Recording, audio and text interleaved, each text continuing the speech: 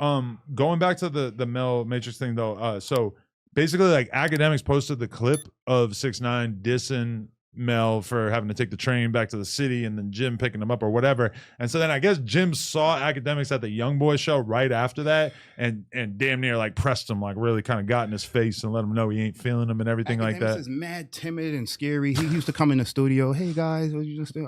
Right here? I can sit right here? You sure? Feel me? So when he be doing all this shit, it's like, come on, bro. Like, relax, play your position and shit. You helping bullshit. I hate when people help bullshit and then hide. It's not like you really in the streets and shit. Yeah, but I mean, if 6ix9ine is gonna say something about Jim Jones and Mel Matrix, it's just like whatever. That's that's worth posting. Nobody paying this dude attention. Nobody's watching this dude. In the beginning, when he first came home, I was just curious to see what he had to say. Is the reason I watched. I swear to God, I haven't watched nothing. Niggas begged me to watch his last interview with Vlad because I was going on No Jumper 22 and people was like, please be updated on the bullshit he talking about. I was like, no, I do not want to watch it. You feel me? Whatever questions Adam asked me, I'll answer it, bro. And niggas like, please, Auto, just watch it, just to know. And I'm like, I'm gonna watch it.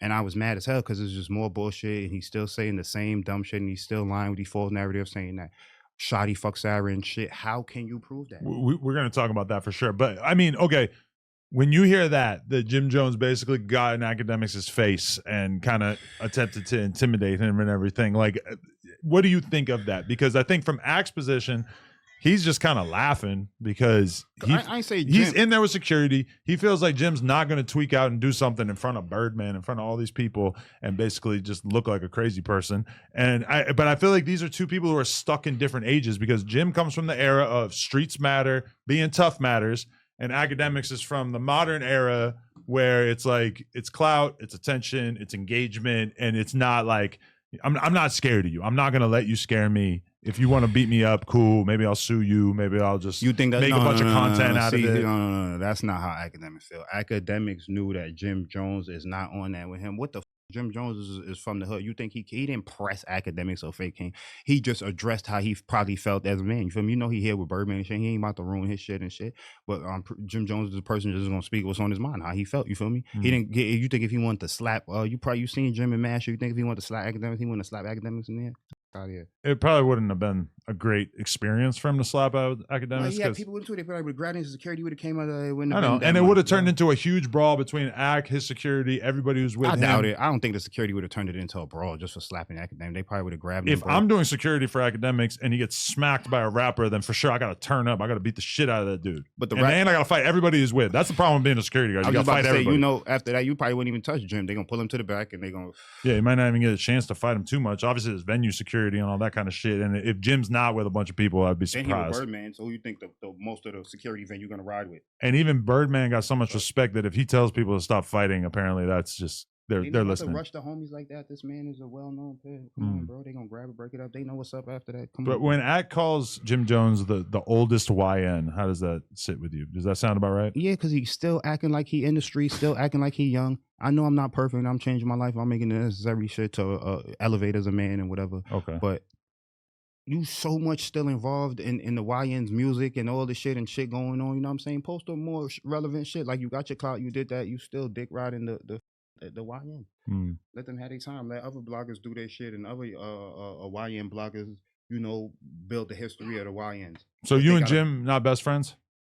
No, we cool. You cool? Yeah, you good. But you are critical a little bit of how he's moving around? Not really. I don't care what he do. Oh, grown ass man. Okay, for sure.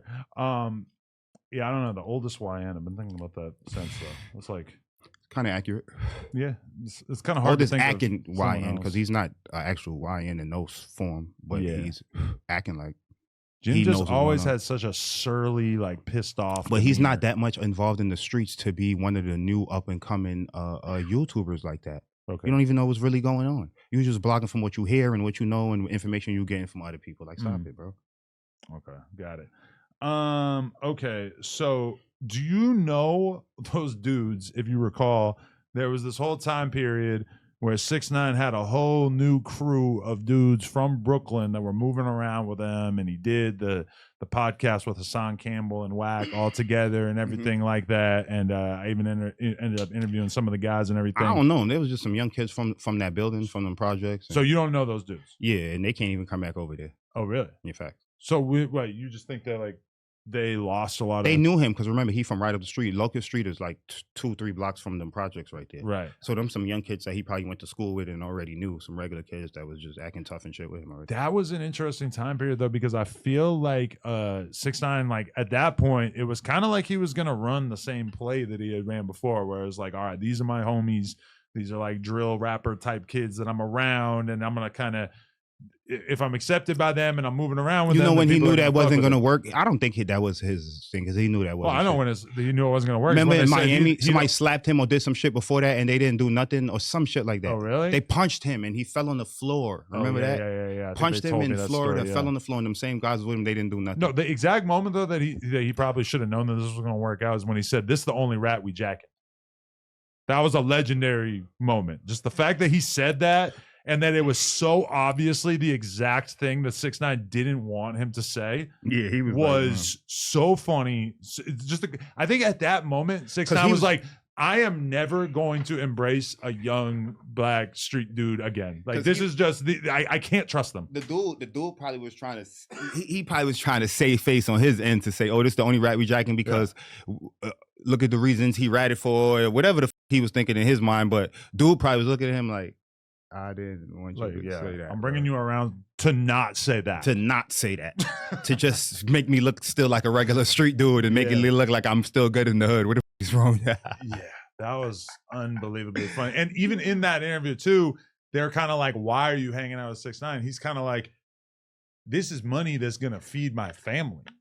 So yeah, I'm hanging out with a rat, but like I gotta feed my family.